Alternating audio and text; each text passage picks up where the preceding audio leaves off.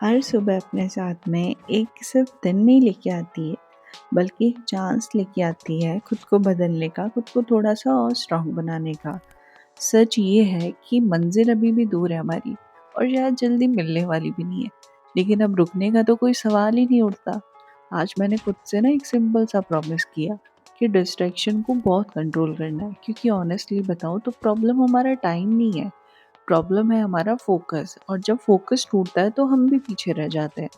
कभी-कभी हम पढ़ तो रहे होते हैं, लेकिन अंदर से ना क्लियर नहीं होते कि ये सब कर क्यों रहे हैं, और वहीं से धीरे-धीरे हमारी कंसिस्टेंसी भी गिरने लगती है। इसलिए बार-बार खुद को ना याद दिलाना पड़ता है कि ये जो जर्नी शुरू की है वो की क्यों थी आखिर? क्योंकि हर दिन की लड़ाई बाहर की दुनिया से कम और अपने माइंड से ज़्यादा होती है। सुबह का टाइम थोड़ा-सा इसलिए पावरफुल होता है क्योंकि उस वक़्त माइंड थोड़ा-सा फ्रेश होता है, डिस्ट्रैक्शंस कम होते हैं और जो भी हम सीखते हैं वो अंदर बैठता है हमारे। लेकिन इसके लिए डिसिप्लिन चाहिए, फ़ोन को बिल्कुल साइड में रखना पड़ेगा, खुद को थोड़ा पुश करना पड़ेगा, क्योंकि फ़ोकस नेचुरली नहीं आता है, उसे बनाना पड़ता है। फ़ोकस एक ऐसी हैबिट है और हैबिट टाइम के साथ बनती है। शुरू में थोड़ा-सा मुश्किल लगेगा, धीरे-धीरे वही चीज़ आसान लगने लगेगी और वहीं से ना फिर हमारा गेम चेंज होने लगता है। हम ना अक्सर रिज़ल्ट के बारे में सोचते हैं, लेकिन प्रोसेस को इग्नोर कर देते हैं, जबकि रियलिटी ये है कि रिज़ल्ट कभी भी डायरेक्ट कंट्रोल होता ही नहीं है। कंट्रोल में तो हम सिर्फ हमारी मेहनत कर सकते हैं, क्योंकि अगर मेहनत सही डायरेक्शन में की है, तो रिज़ल्ट अपने आप ही टाइम पे आ जाएगा।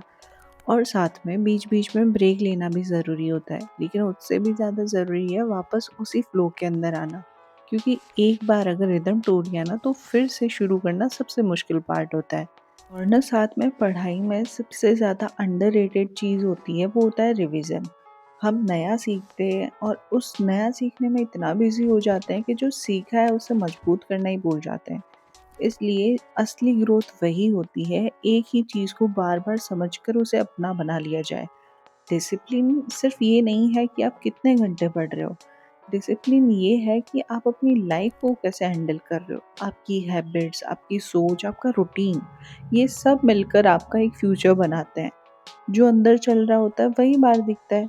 कभी-कभी ऐसा भी होता है कि बिल्कुल मन नहीं करता पढ़ने का, कोई बात नहीं, और उस वक़्त सबसे आसान ऑप्शन यही लगता है आपको कि छोड़ दो। लेकिन वही मोमेंट आप थोड़ा-सा ब्रेक लो और बाद में ये डिसाइड करो कि आप एवरेज रह जाओगे ऐसे तो।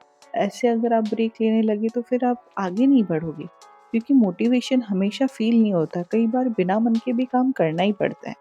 और जब हमारा गोल क्लियर होता है ना, तब मोटिवेशन बाहर से लेने की हमें ज़रूरत भी नहीं पड़ती है। फिर खुद की लाइफ ही हमें रीज़न्स और लेसन्स सिखा देती है कि हमें आगे बढ़ना ही क्यों है। बस खुद से ऑनेस्टली पूछना कि अगर आज नहीं किया तो क्या खो दोगे आप?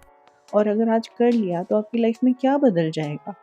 धीरे-धीरे अपने आप ही समझ में आ जाएगा कि बड़े रिज़ल्ट्स अचानक से नहीं आते हैं, वो छोटे-छोटे डेली एफर्ट्स का रिज़ल्ट होता है। कि हर दिन जो आप कर रहे हो वही आपके फ्यूचर को भी शेप दे रहा है। तो डिस्ट्रैक्शन हमेशा रहेंगे लाइफ में, वो कभी ख़त्म नहीं होंगे। लेकिन उन्हें इग्नोर करना और अपने काम पर टिके रहना ही एक रियल स्ट्रेंथ होती है। और जब आप ये सीख जाते हो तब चीज़ें धीरे-धीरे अपने आप कंट्रोल आने लगती है। इसलिए ज़रूरी नहीं कि नेगेटिव थॉट्स को ज़्यादा स्पेस ना दो, क्योंकि जितना आप उन्हें सोचोगे वो उतने ही और स्ट्रॉन्ग होते जाएंगे। उसकी जगह अपने एक्शंस पर फोकस करो, क्योंकि वही चीज़ है जो इवेंचुअली सब कुछ बदल देती है।